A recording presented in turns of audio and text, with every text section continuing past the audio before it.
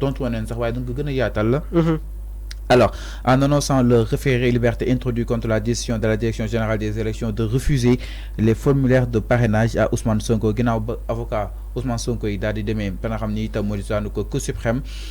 métti lu le fait ñu génne Ousmane Sonko ci liste électorale yi. Juan Branco déclaré que ses confrères membres du pôle d'avocats d'Ousmane Sonko sont de facto empêchés de s'exprimer publiquement par leurs bâtonniers depuis bientôt 6 mois, qui refusent de répondre à toutes leurs demandes d'autorisation d'expression. L'ordre des avocats du Sénégal lui a répondu ma ni kon nag kàddu Juan yu mu yëkkati woon ginnaaw bu avocat Sonko yi daal déposé li nga xam ne moo di recours jëm si gànkal gi nga xam tam gànkal nañ ko fiche parrainage bi ma ni kon nag ki nga xam ne moo di Juan jàpp ni boobu ba tey tamit ay avocat mënuñoo wax te itam jëm nañ sax demande d'autorisation pour wax waaye da leen ko daal di gànkal ma ni kon l'ordre bi nag lii la tontu ki nga xam ne moo di Juan ginnaaw bu daan yëkkatee yooyu de kàddu.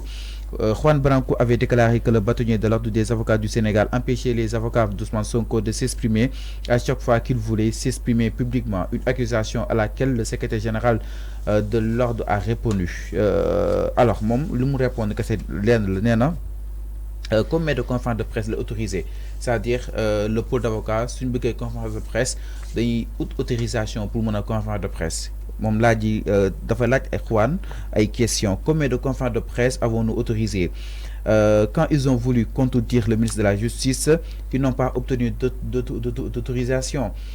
Jàpp na ni ñoom ba bëggee contredire sax ministre de la Justice am nañ autorisation pour def ko waaye itam ba léegi mooy koy poser question yi pourquoi refusons-t-on une demande qui serait dans les limites de nos règles. Alors moom itam jàpp nañ li nga xam ne que moo di baro bi du ñu nangu benn yoon à ce que ñuy dal si kaw li nga xam ne que moo di yoon ak wàllu yoonal te itam loolu seen compétence booral terew ñu kenn wax mais quand même dafa am foo xam ne itam da nga ko war a respecter si li nga xam ne mooy seen profession d'avocat loolu daal di xamle ki nga xam ne que moo di monsieur Ndiéngène nekk fa nga xam ne itam moo di sa diwaanu ordre des avocats bi loolu daal di xamle donc ñu ngi daal di weddi kàddu Juan Branco yi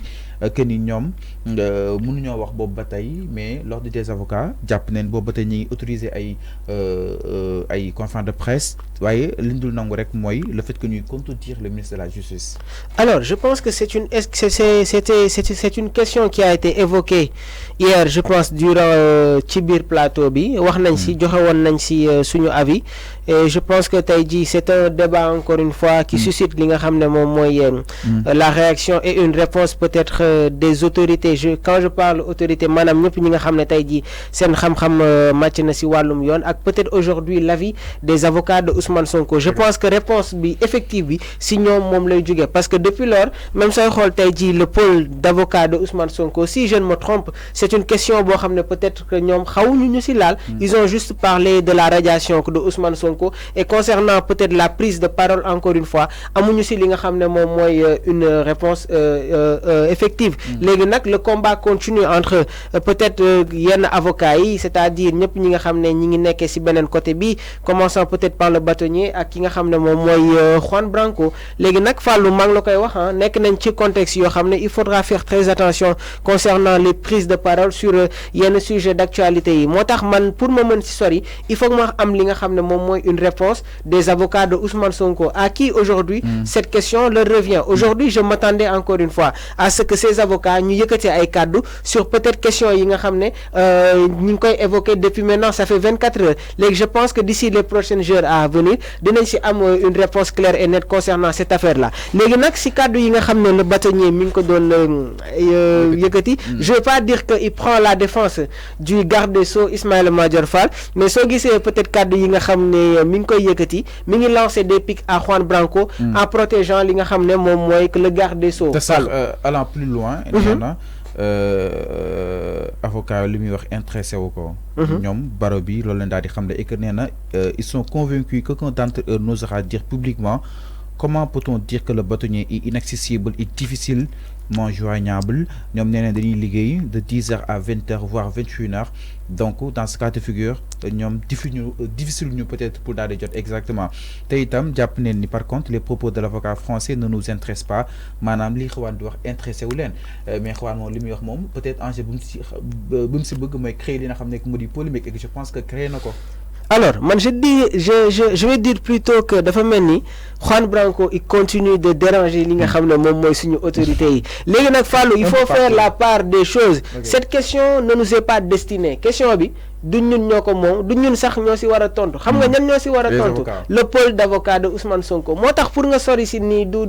nekkul lo xamné luy ma nekk la. Motax mané la il faut faire la part des choses. Aujourd'hui, il y a li nga xamné mom moy un débat entre les différents avocats. Juan Branco est un avocat international, il n'est pas ici. Le bâtonnier bi ñuy wax fi la nek. Légui nak aujourd'hui, je pense que su féké ñun am bëgg nañu am mbir bu leer wala une réponse effective concernant cette question-là, il faudra encore une fois attendre la réaction du pôle d'avocats de Ousmane Sonko. Ñom ñoo ñu mëna wax si aujourd'hui prise de parole bi dafa am li nga xamné mom moy inconvénient ñu léral ñu si su féké nek ñom ñoo abstenir concernant l'actualité politique ñu léral ñuko et que yakarna nek aujourd'hui je pense que cette question-là war nañ ko romb pour dem sur des questions yo xamné ça fera beaucoup face à l'actualité politique Fallou. Alors parce que ñaari mom moy mëna am soit ñom ñu jël ko comme ay stratégie, c'est-à-dire baña wax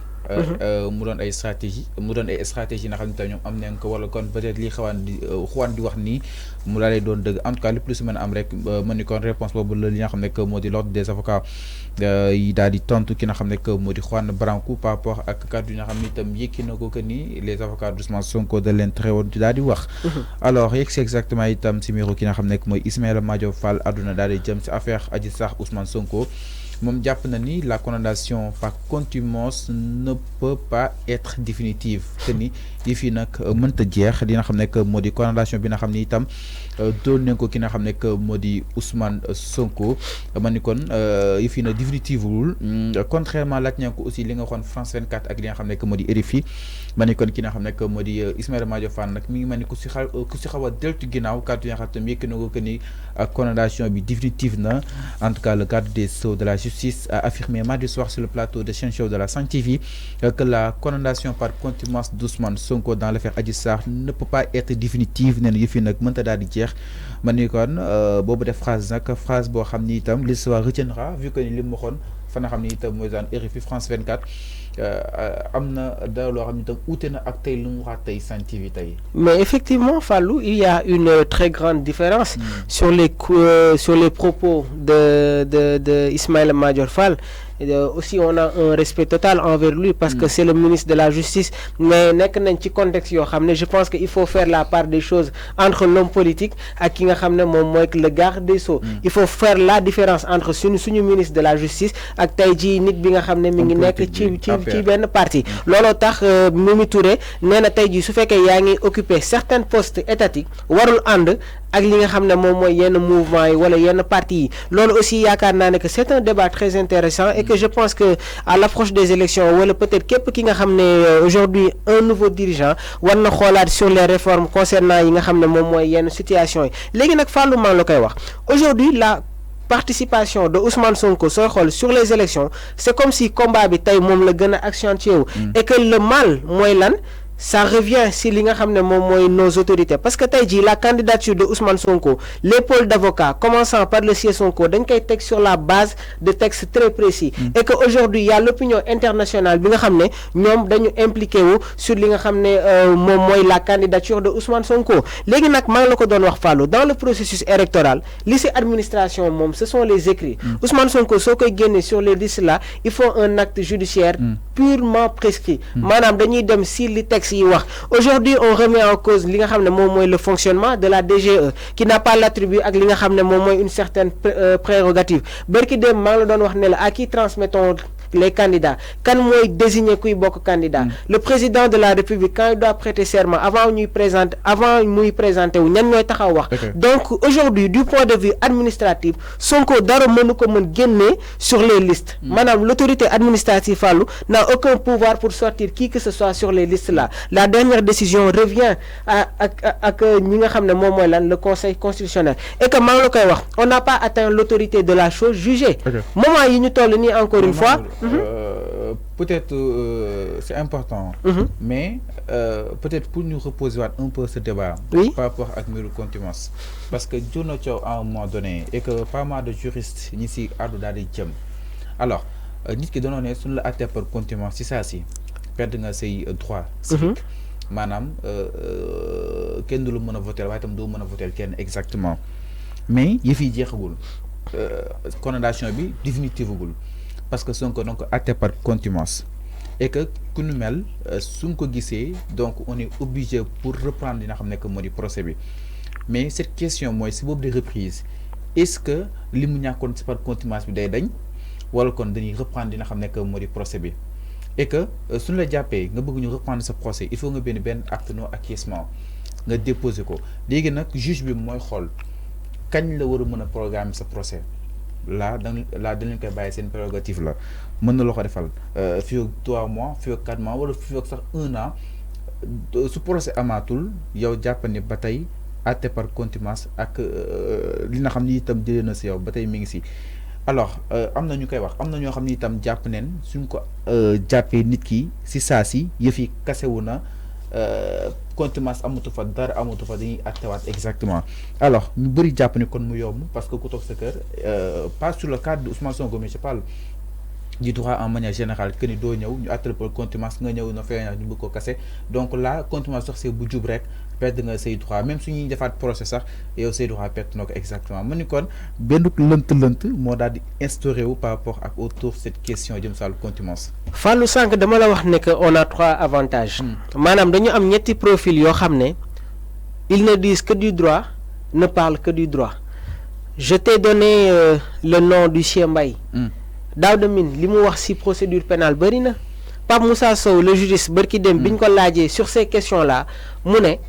nañu wax loo xam ne sénégalais dinañ ko mën comprendre. gis nga question concernant contumace ak contumax bi ak li ci droit yi wax jarul ñuy jël yenn mooy di ko aj foo xam ne sax yeggu fa. La fois dernière, je pense qu'on avait parlé sur ça concernant la procédure du fan la wara jaar. Mais à travers ces 3 profils-là, ñom à leur entendre parler, tu sens qu'ils ont une indépendance ak li nga xamné mom moy une neutralité concernant les questions du droit à travers leurs explications. Légui ñing ko doon wax, mom la doon wax dans le processus électoral, li ci administration mom lu touti la. Ce sont les écrits Fallou sans que ma ne la yenn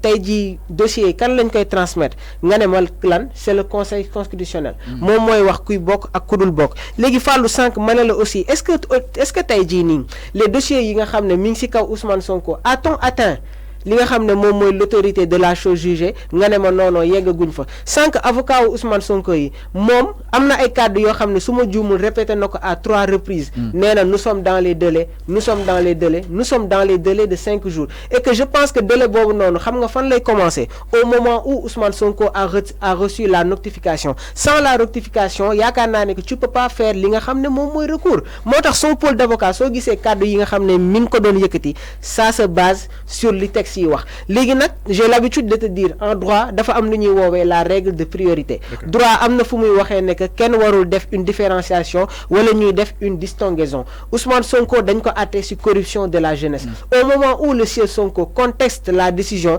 on repart sur les procès et j'ai l'habitude de te dire suñuy démarrer sur des procès ñi nga xam ne ils étaient impliqués ci biir dossier boobu noonu peut-être yenn juges yi ak ñenn ñi waruñu ci bokkaat parce que ci beneen étape bu bees moom la ñuy démarrer léegi Fallou ma ne la aussi encore est-ce que Adji Sarr moom amul loo xam ne contesté na ko Ousmane Sonko biñ koy àtte fan la nekkoon